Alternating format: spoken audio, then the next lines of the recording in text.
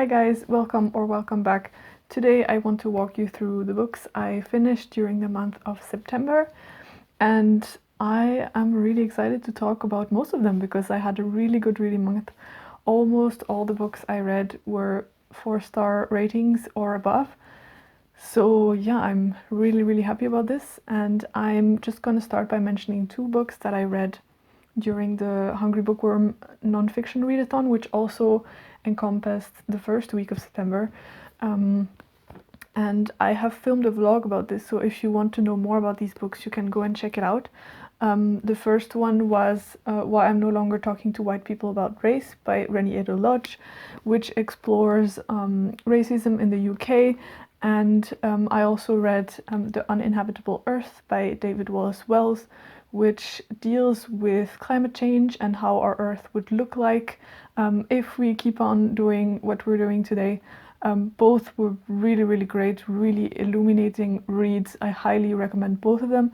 And if you want to know more about my thoughts, you can go and check out the vlog. I will link it up here and down below. Now I'm going to move on to the books that I haven't talked about yet. The first one is A Slippery Slope, which is the 10th book, in a series of unfortunate events series by Lemony Snicket.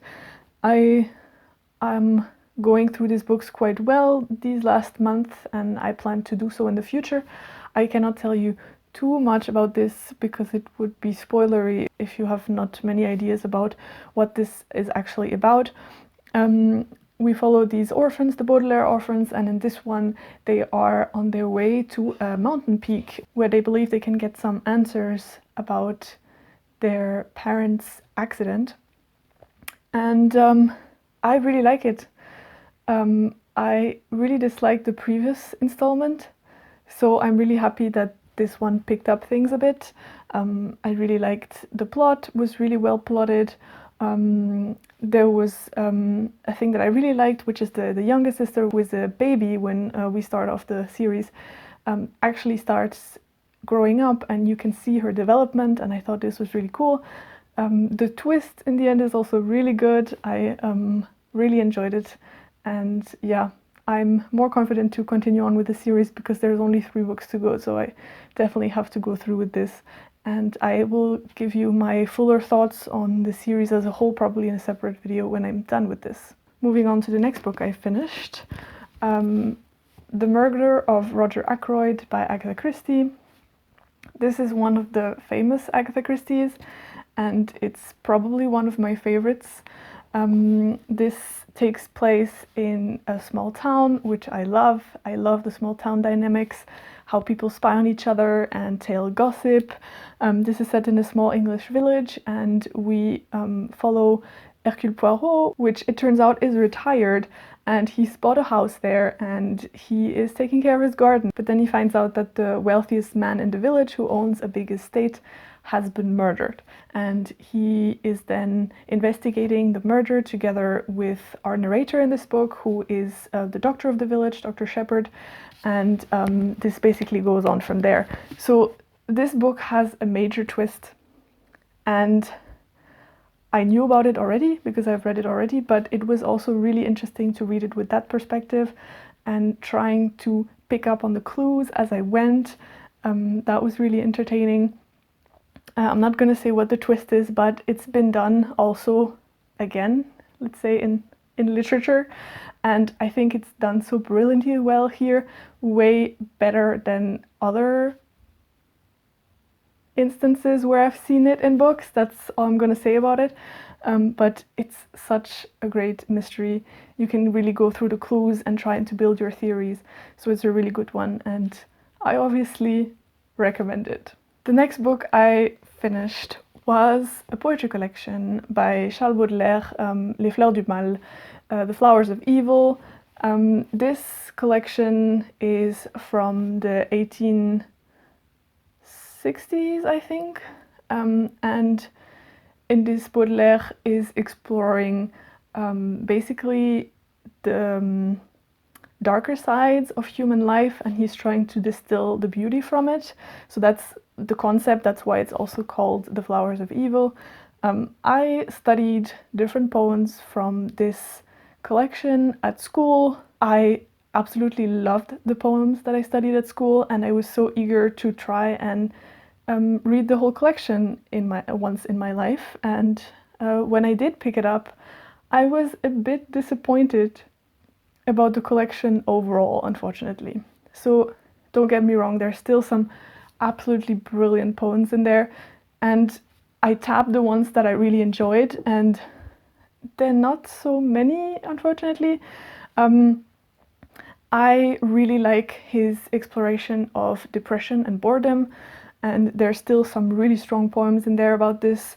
I like how he describes deep melancholy, and I think as a teenager I could even identify with it more than I did now.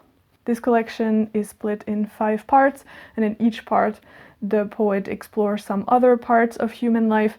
And one part that I really enjoyed, and I'm so glad I picked this up for it, was the part about Parisian life in this time. And I really liked his exploration of like prostitution and addiction and poverty. I thought he did that really well in a really lyrical way, but also with a really realist twist. So at parts it really reminded me of some of Zola's writing. So this I absolutely loved. The 2 next parts of the collection kind of left me cold, unfortunately. And then in the end, there's a whole section about death and how death is viewed and by different parts of the society. And this I also loved very much. So yeah, there were some really good parts, some parts that really left me cold, unfortunately. Nevertheless, his language and lyricism is really something that I would recommend to you if any of these themes seems like something you would be interested in. I don't know how good the translations of this are, but yeah, I still really admire him as a poet, and I'm glad I got to this, and now I have the collection tabbed, so whenever I feel like a poem by him, I can just dip in and out. Next, I finished Red Dust Road by Jackie Kay, and absolutely love this book. Jackie Kay is Nigerian Scottish writer and poet, and this is basically her autobiography. She talks about growing up in Glasgow with her adoptive parents and how she grew up with another skin color than her parents and then most of the people around her. And this is her journey to try and reconnect with her birth parents and her extended family that she has no contact to. And I guess ultimately to understand herself and to understand her own identity as a mixed-race person. This was so wonderful. The writing is very poetic but very simple. I really like this. I also enjoyed her mentioning her inspirations, so people like Audre Lorde and what their writing means to her, and also some of her writer friends, like for example Liz Berry and Chimamanda Ngozi Adichie. It was such a wonderful and heartfelt exploration of her life and how she grew up and how she became who she is. It explores family and identity versus nationality, inheritance, and also more complex family structures. And if any of this sounds like something interesting to you, pick this up because it's a wonderful, wonderful book.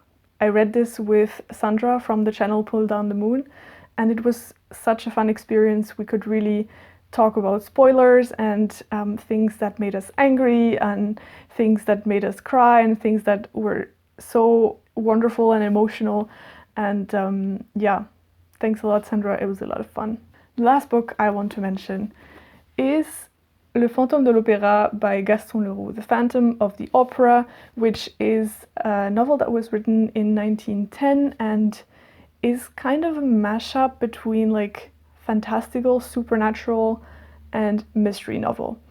This was actually inspired by an urban legend that was there around the Opéra Garnier in Paris, and this story is set in the 1890s, and we follow different people in and around the same opera. So we have people like the dancers and the singers and the musicians, but also people who attend opera shows.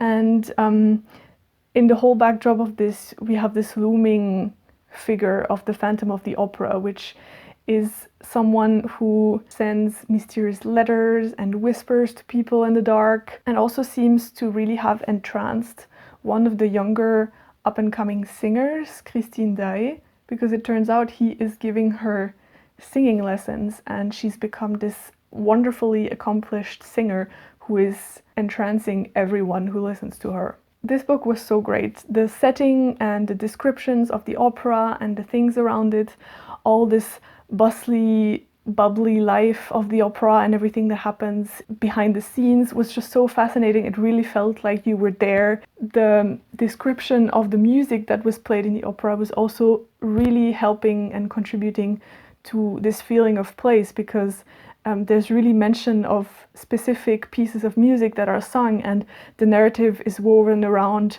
some specific scene that is happening on the stage from some opera. There were some mentions of some composers that I really like, so I'm also really biased about this, but there's like Maurice Ravel and Camille Saint-Saëns, and the whole narrative is also woven around the Faust opera by Gounod, and it's just wonderful. I was just reading this and then going on YouTube and listening to the piece of music that they were saying, and it was just fitting so well with the plot and what was happening. So I absolutely love this. One thing you have to know is that it's written in a sort of investigative, journalistic account way. So the narrator is talking about how he is, I don't know how many years later, investigating these occurrences that happened around this legend of the Phantom of the Opera. So you have things like secondhand accounts and like letters and things like this. So I particularly really like this format, and it kind of surprised me in a good way. Might be it's not something for you, but just so that you're aware, because I haven't heard anyone mention this before about this book, so that was definitely intriguing. And in general, it was just so atmospheric and sometimes funny and engaging and really dramatic. It was such a fun read. I really, really recommend this classic. If you like gothic tales and like mystery that hinges to the supernatural, you should definitely give this one a go. I certainly don't regret having read this, and it's also one of these books that I could really see myself rereading.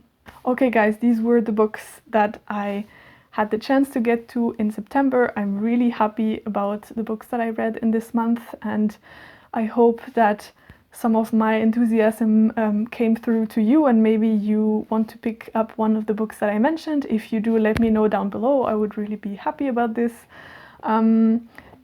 Apart from that, I hope that you are doing well and that you've also been reading some great books in September. Let me know down below what you've been up to, and I'll see you in my next one. Bye!